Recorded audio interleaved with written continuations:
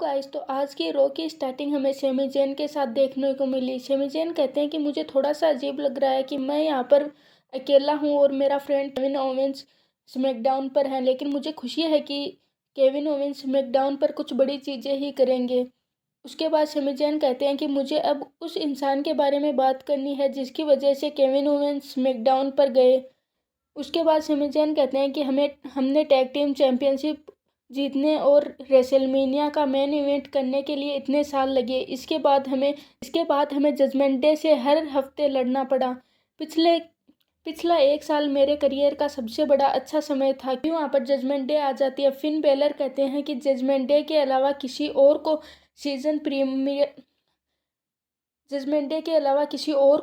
Premiere की starting नहीं करनी चाहिए। मुझे लग रहा है कि सेमी अकेला पड़ गया है। तभी डेमियन प्रिस्ट कहते हैं कि हमारे रास्ते में कुछ पत्थर थे और उनमें से एक पत्थर चला गया है।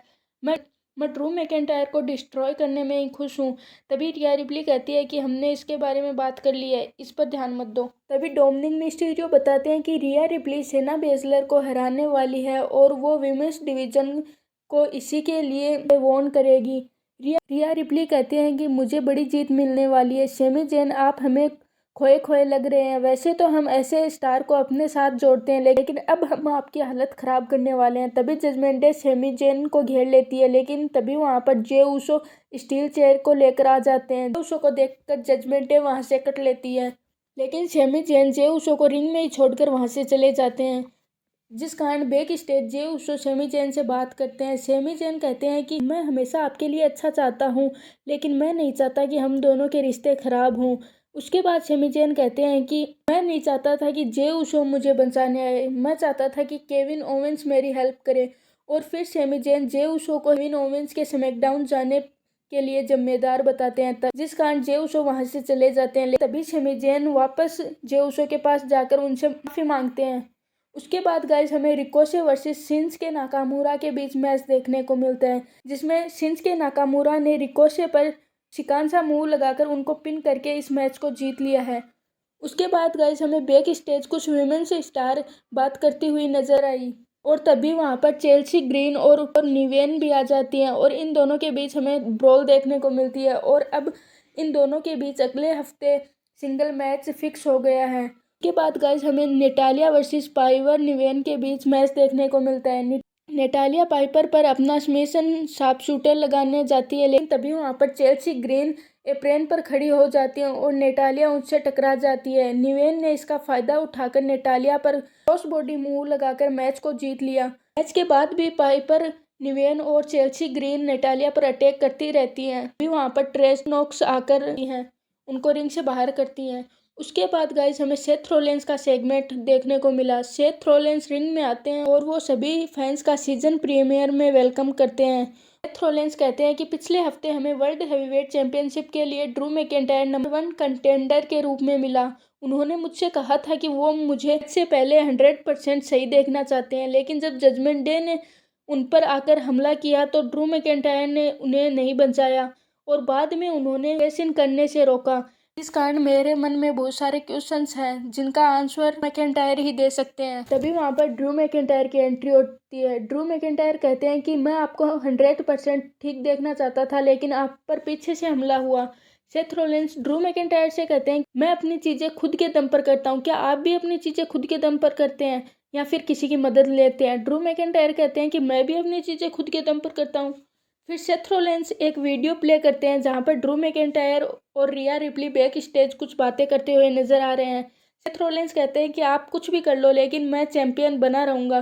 फिर ड्रू मैकिंटायर कहते हैं कि आप बड़े मैचों की बात कर रहे हैं, हमेशा मुझे चीटिंग करके ही हराया गया है और ब्लड लाइन की वजह से मुझे बहुत सारा नुकसान हुआ है। फिर सेथ रॉलिन्स कहते हैं कि आप इन सब चीज़ों को भूल जाइए और आगे बढ़िए। इसके बाद ड्रू मैकिंटायर रेसलमेनिया में हुए ब्रोक लेसनर के खिलाफ मैच की बात करते हैं और उसके बाद वो कहते हैं कि मुझे रोमन रेंस के खिलाफ भी मैच मिला था, लेकिन उसमें भी ब्लड लाइन की वजह से मुझे जीत नहीं मिली। अब मैं वर्ल्ड हैवीवेट चैंपियनशिप के लिए मैच लड़ूंगा।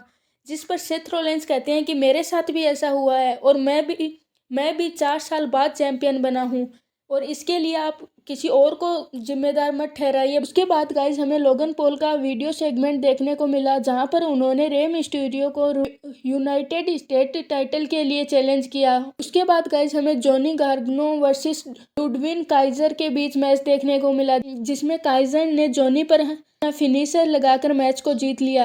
इसके बाद गाइज हमें इंट्री होल्डवेल ने बेंकी लिंच से एनएक्सटी वीमेंस टाइटल के लिए चैलेंज कर दिया, जिस पर बेंकी लिंच ने चैलेंज को एक्सेप्ट कर लिया। उसके बाद गाइज हमें ड्रू मैकिंटायर और सेमी जेन के बीच जे उसो को लेकर बहस होती हुई दिखाई दी, जिसमें सेमी जेन ने ड्रू मैकिंटायर को एक मैच के लिए चैलेंज कर दिया और ड्रू मैकिंटायर ने भी उसे एक्सेप्ट कर लिया।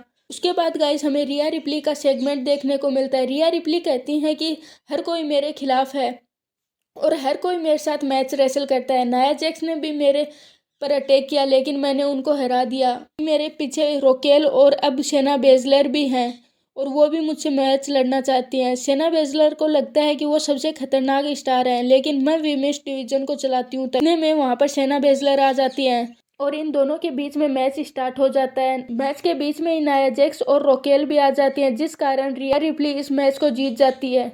उसके बाद गाइज हमें गुंथर वर्सेस ब्रॉन्सन रीड के बीच में इंटरकॉन्टिनेंटल चैंपियनशिप के लिए मैच देखने को मिलता है, जिसमें गुंथर ने ब्रॉन्सन रीड को पावर बम देकर पिन करके इस मैच को जीत लिया है। इसके बाद हमें द मिज का बैक स्टेज इंटरव्यू देखने को मिला। इस बीच उन्होंने सेमी जेन पर भी निशाना साधा। उसके बाद गाइस हमें बैक स्टेज रिया रिप्ली एडम पियर्स पर गुस्सा होती हुई दिखाई देती हैं, जिसके कारण पियर्स ने क्राउन ज्वेल 2023 के लिए चैंपियनशिप मैच बुक कर दिया है और अब रिया रिप्ली को नाया जैक्स, रोकेल, जोई स्ट्रोक और शेना बेजलर के खिलाफ चैंपियनशिप को डिफेंड करना होगा। उसके बाद गाइज हमें कोडी रोड्स और जे उसो वर्सेस फिन बेलर और डेमियन प्रीस्ट के बीच में WWE टैग टीम चैंपियनशिप के लिए मैच देखने को मिलता है, जिसमें गाइज मैच के एंडिंग में जे उसो फिन बेलर और डेमियन प्रीस्ट को स्पेयर लगाते हैं और इसी बीच उसो आकर जे उसो पर अटैक कर देते हैं। फिन बेलर इन सब का फायदा उठाकर टॉप रोप से डिगा लगाते हैं और जे उसो को पिन करके इस मैच को जीत लेते हैं और अब गाइज बेलर और डेमियन प्रीस्ट फिर से WWE टैग टीम चैंपियन बन चुके हैं। तो गाइज आज की हमारी वीडियो यहीं तक की थी और आपको इस रो एपिसोड में कौन सा मैच सबसे अच्छा लगा हमें कमेंट करके बताइए। मिलते हैं किसी और वीडियो के